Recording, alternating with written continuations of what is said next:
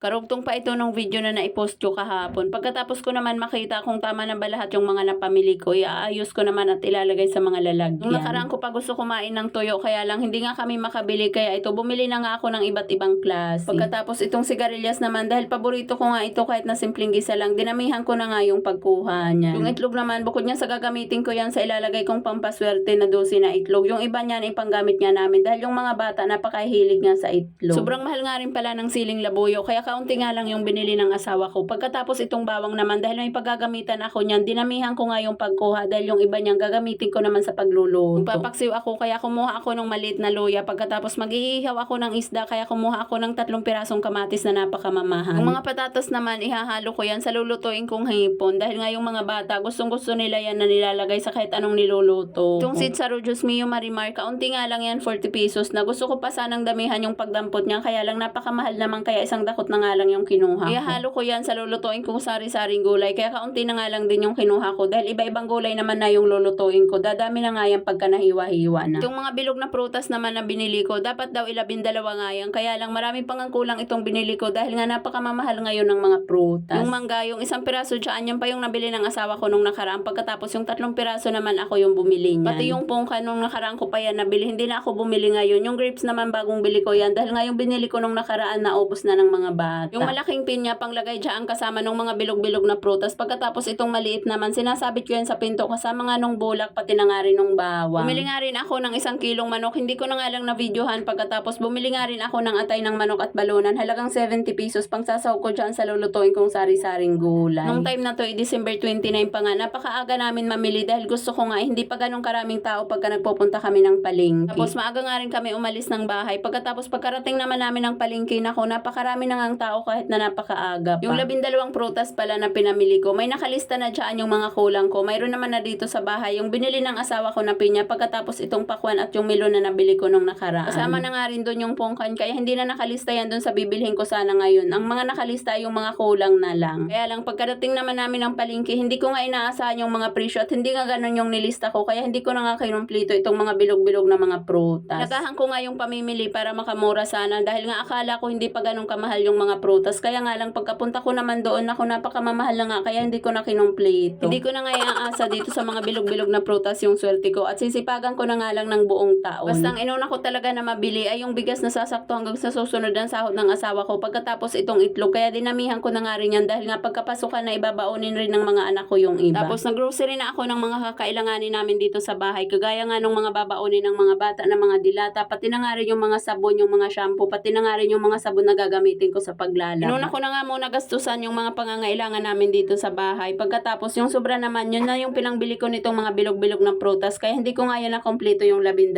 bilog. Okay lang din naman na hindi ko nakompleto dahil nga nung mga nakaraang taon, ganun din naman yung ginagawa ko. Hindi ko nga nakokompleto at sa awa ng Diyos, nakaka-survive naman kami ng buong taon. Itong pinya nga pala, yung asawa ko na yung bumili niyan. Mura pa yung pagkakabili niyan dahil noong December 28 niya pa nabili niyan at medyo malaki nga itong nakuha niya, halagang 60 pesos lang yan. Tapos pagka kinabukasan naman December 29, nung namili kami, yung singlaki ng kamao ko na pinya, 30 pesos na nga at napakamahal na. Habang inaayos ko nga pala yung mga napamili namin, nagsalang na nga muna ako nitong niluto kong paksiw. Pagkatapos ko naman makapag-ayos ito at luto na. Pagkaluto niya, ginisa ko na muna yung iadobo ko ngang sigarilyas. Pagkatapos siya, ako naman hinugasan itong napamili kong manok. Pagkatapos pala namin manggaling sa palengke para bumili ng prutas at gulay, yung asawa ko nagpunta nga sa grocery store dahil may mga paninda na nga kaming naubos. Bumili siya nitong hipon, halagang 200 pesos yan, medyo marami-rami na nga rin at lulutuin ko yan sa bagong taon. Itong 1 kilong manok naman na nabili ko, pinaghiwalay ko yan. Yung mabubuto na part yan yung ipiprito ko. Pagkatapos itong malaman naman yung bandang pitso, yan yung tinimplahan ko ng bawang, nilagyan ko ng paminta, naglagay na nga rin ako nitong sibuyas. Parehas ko nga rin pala nilagyan yan ng maraming kalamansi. Itong ipiprito kong manok, pati na nga rin itong nilagyan ko ng sibuyas. Pagkatapos ko naman mailagay lahat ng bawang na dinikdik ko, naglagay na nga rin ako dito ng seasoning powder. Tinimplahan ko na nga yan para pagkalulutuin ko na nga bago magbagong taon, may lasa na. Ipiprito kong manok, kaunting asin lang yung nilagay ko. Pagkatapos nagdagdag naman ako ng patis. Parehas ko na nga tinimplahan yan at hindi ko lang nilagay dito sa ipiprito kong manok ay yung harina, pati na nga rin yung itlog. Itong atay at balunan naman yan yung nabili ko ng 70 pesos. Isasaw ko yan sa lulutuin kong sari-saring gulay. Yung handa namin sa bagong taon, halos puro manok nga lahat. Itong atay at balunan ng manok, yung pangprito ko, pati na nga rin yung lulutuin kong maraming sibuyas. Pagkatapos ko naman mailagay sa freezer yung mga karning na pamili namin. Ito at kakain na kami ng asawa ko. Ito na yung ulam namin ngayong tanghalian. Kain po tayo. Thank you Lord sa food. Napakasarap nung paksiw na salmonate. Pagkatapos nilagyan ko pa nga ng sigarilyas sa ibabaw at napakasarap din ng ginsang sigarilyas na maraming paminta. Hindi na nga ako nagpahinga dyan. Pagkatapos namin makakain ng asawa ko, niligpit ko lang yung mga pinagkainan namin. Pagkatapos inayos ko na nga rin itong mga kaunting pinamili niya. Nung nagpunta pala kami sa palengke, marami pa nga akong kulang na hindi pa nabibili. Hindi pa nga ako nakapamili nung laurel, pati na nga rin yung mga paminta na gagamitin ko nga dito sa kusina. Pagkatapos itong pinamili niya naman ngayon, ito yung pangdagdag sa tindahan na mga kulang na. Kaunti lang din naman itong napamili niya dahil nga nung mga nakarang araw, napakarami na nga nang napamili ko at yung ano nga lang yung nabawas dito sa tindahan, yun na nga lang muna yung pinabili ko sa kanya. Yung iba dito sa mga napamili niya, ipang tinda nga, yung iba naman ipanggamit niya namin sa bahay. Yung mga naggrocery ko kasi nung mga nakarang araw, nagagamitin niya namin dito sa bahay, kagaya nga nung mga sabon at yung mga pagkain ng mga bata. Parang kukulangin pa nga, kaya imbis na maubos pa nga yung pera namin sa kung saan ito at pinapamili ko na nga sa asawa. Wala kasi nung pumasok yung buwan ng December, halos wala na nga lagi pasok yung asawa ko, kaya alam ko talaga na sa mga susunod nga na linggo, wala nga siya halos sasahurin. Halos wala kami nga asahan na sahod niya hanggang sa pagpasok nga ng buwan ng January, hanggang sa matapos yung buwan ng January, halos wala kami nga asahan na sahod niya, kaya itong ekstrang pera nga namin ay pinamili ko na nga lahat ng mga kakailanganin namin dito sa bahay. Para yung sasahurin niya sa mga susunod na linggo, kung mayroon man, yun na yung ipangbabayad namin sa mga bills, at yung wala naman, itatapalan ko na nga muna. Ganun naman palagi yung nangyayari sa sahod ng asawa ko. Madalas kulang na kulang pa nga pambayad namin sa mga bills, at yung mga pinanggagastos namin dito sa bahay, ako na nga yung nag-aabon. Pero ayos lang din naman, malaking bagay na pagka sumasahod siya at nababawasan niya yung mga bayarin ko, kagaya nga ng ilaw, tubig, pati na nga rin yung upa namin sa bahay. Hindi na ako namumroblema pa ng ipambabayad sa mga bills namin pagka sumasahod niya siya, dahil yun na nga yung pinangbabayad ko. Pagkatapos yung ginagastusan ko na nga lang yung mga pambudget namin. Itong mga paminta pala, dapat yung bibilhin ko nga niya nung namalingki ako ay yung tigo 1/4 na, dahil itong tigli-5 nga napakabilis lang maubos. Kaya nga lang nakalimutan ko naman na bumili, kaya yung asawa ko na nga lang yung bumili ng tigli-5 piso. Pagka magbabagong taon pala, bumibili talaga ako ng medyo marami-raming laurel, dahil pinipili ko nga yung mga buo at yung ginagamit ko sinasama dun sa itlog, at yung iba naman nilalagay ko nga dito sa may kaha, dun sa pinaglalagyan ko ng benta. Yung may mga punit naman na dahon ng laurel, hindi naman yan nasasayang, dahil yun yung ginagamit ko pagka nagluluto ako. Ito lang yung kakaunting pinamili ng asawa ko na paninda. Kakaunti nga lang ito dahil ito lang naman yung kulang. Nung nakarang araw kasi inamili na nga ulit kung ano lang yung nabawas dito sa tindahan, yun nga lang muna yung pinabili ko. At ayun lang muna, maraming salamat sa panonood. God bless everyone. Bye!